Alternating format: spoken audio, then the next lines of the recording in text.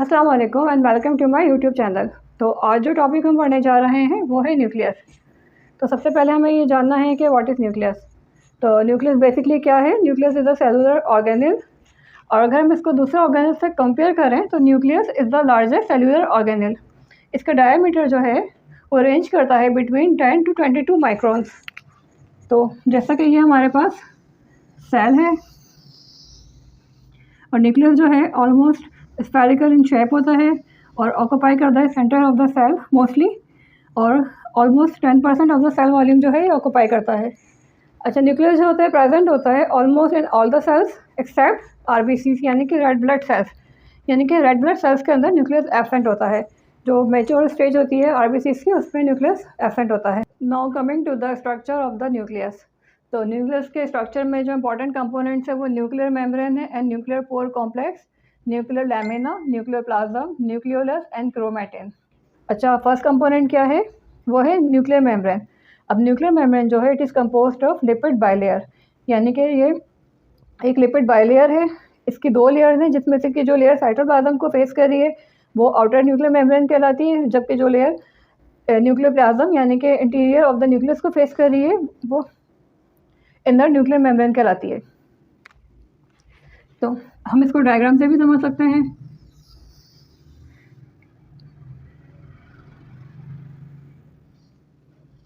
We have nuclear membrane here. ठीक है, हमने पढ़ लिया है कि ये लिपिड बाइलेयर है। लिपिड बाइलेयर हम जानते हैं कि वो क्या होती है। लिपिड बाइलेयर इस तरह से दो लेयर्स होती हैं जिनका कि एक पोर्शन जो होता है वो फॉस्फेट ग्रुप से मिलकर बनता है, जबकि दूसरा जो होता है वो फैटी एसिड्स की चेन होती हैं जो कि इस तरह से लाई कर रही होती हैं बीच में। तो अगर हम इसका स्ट्रक्चर देखें, पहला पॉइंट हमने पढ़ा है कि लिपिड बाइलेयर है। सेकंड जो इसकी पहली लेयर है जो कि साइटोप्लाज्म को फेस कर रही है वो कौन सी लेयर है? Outer nuclear membrane. जबकि जो सेकंड लेयर है जो कि इंटीरियर ऑफ द न्यूक्लियस को फेस कर रही है वो है इनर न्यूक्लियर मेम्ब्रेन। अच्छा, थर्ड इसके अलावा हमने क्या पढ़ा है कि न्यूक्लियर मेम्ब्रेन जो है पोरस होती है, यानी कि इसके बीच में जो होते हैं पोर्स होते हैं जो कि अलाउ करते हैं transport of the molecules between the cytoplasm and the nucleoplasm. अच्छा, एक और इम्पॉर्टेंट पॉइंट क्या है कि आउटर न्यूक्लियर मेम्ब्रेन जो कि ये वाली मेम्ब्रेन है ये कंटिन्यूस होती है with the membrane of rough endoplasmic reticulum जो कि साइटोप्लाज्म में प्रेजेंट होता है, जैसा कि हम यहाँ पे भी देख सकते हैं। और इस तरह से जो स्पेस होती है between the outer nuclear membrane और inner nuclear membrane that is the perinuclear space.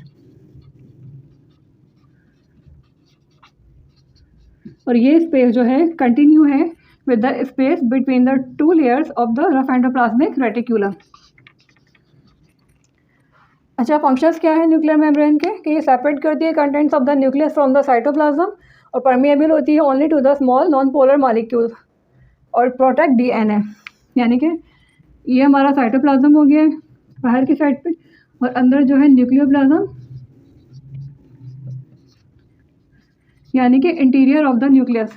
तो ये बैरियर के तौर पर एक्ट कर रही है, इस तरह से साइटोप्लाज्मिक कंटेंट को प्रिवेंट कर रही है from entering into the nucleus, यानी सिलेक्टिवली परमिएबल होती है फॉर द सम मॉलिक्यूल्स। कुछ मॉलिक्यूल्स जो हैं वो फ्रीली मूव कर जाते हैं, कुछ मॉलिक्यूल्स जो हैं वो न्यूक्लियर मेम्ब्रेन के थ्रू मूव नहीं कर पाते, तो उन मॉलिक्यूल्स के लिए यहाँ पे न्यूक्लियर पोर्स प्रेजेंट होते हैं।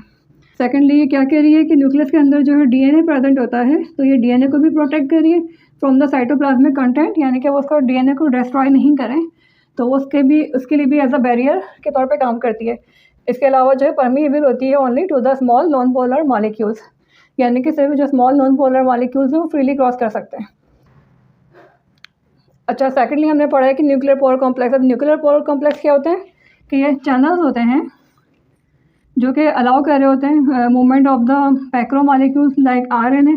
इसके अलावा जो है स्मॉल पोलर मॉलिक्यूल्स को भी ये अलाउ करते हैं to pass through the these channels. और ये जो होते हैं एक तरह से चैनल होते हैं या गेट वे होते हैं between the cytoplasm and nucleoplasm. The next component of the nucleus is the nuclear lamina. अब न्यूक्लियर लैमिना बेसिकली क्या है? It is a network of intermediate filament which lies beneath the inner membrane of the nuclear membrane. अभी हमने पढ़ा है कि nuclear membrane जो है इसकी दो लेयर्स हैं, inner nuclear membrane and outer nuclear membrane. तो इनर न्यूक्लियर मेम्ब्रेन के नीचे एक इंटरमीडिएट फिलामेंट्स का पूरा एक नेटवर्क या जाल आप कह लें कि प्रेजेंट होता है, जिसको कि न्यूक्लियर लेमिना कहा जाता है। अच्छा, ये नेटवर्क जो है type 5 intermediate filaments that is layman's से मिलके बनता है। हमने जब टाइप पढ़ी थी इंटरमीडिएट फिलामेंट्स की, हमने उसमें पढ़ा था कि type 5 is the nuclear layman's.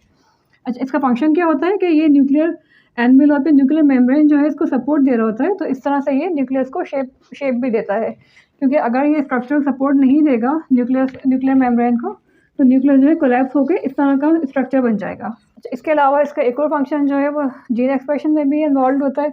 अब जीन एक्सप्रेशन जो है अगेन काफ़ी डिटेल टॉपिक है, तो इन शॉर्ट आप इतना समझ लीजिए कि जो भी इंफॉर्मेशन जो जीन्स के अंदर होती है, जब वो कन्वर्ट होती है into some cellular function just like के प्रोटीन सिंथेसिस या कुछ किसी और फंक्शन में, तो उस प्रोसेस को जीन एक्सप्रेशन कहा जाता है। अब नेक्स्ट कंपोनेंट क्या है? न्यूक्लियोप्लाज्म।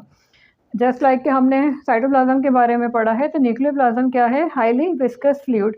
विस्कस फ्लूइड्स का मतलब कि जेल लाइक फ्लूइड है ये, जो कि सराउंड करता है क्रोमेटिन को एंड न्यूक्लियोलस को। यानी कि ये एक तरह से ग्राउंड सब्सटेंस होता है न्यूक्लियस का, कि जो पूरे न्यूक्लियस के अंदर होता है, और इस तरह से जो स्ट्रक्चर होते हैं, स्ट्रक्चर या मॉलिक्यूल्स होते हैं न्यूक्लियस के अंदर, जस्ट लाइक के डीएनए हो गया, आरएनए हो गया। इसके अलावा जैसे जो मिनरल्स होते हैं like calcium, sodium, potassium, phosphorus वगैरह, और न्यूक्लियोलस हो गया, तो सबको एक सस्पेंशन मीडियम जो ये प्रोवाइड कर रहा होता है। इसका जो लिक्विड पोर्शन होता है इसको हम न्यूक्लियर हाइलोप्लाज्म या फिर न्यूक्लियोसोल कहते हैं।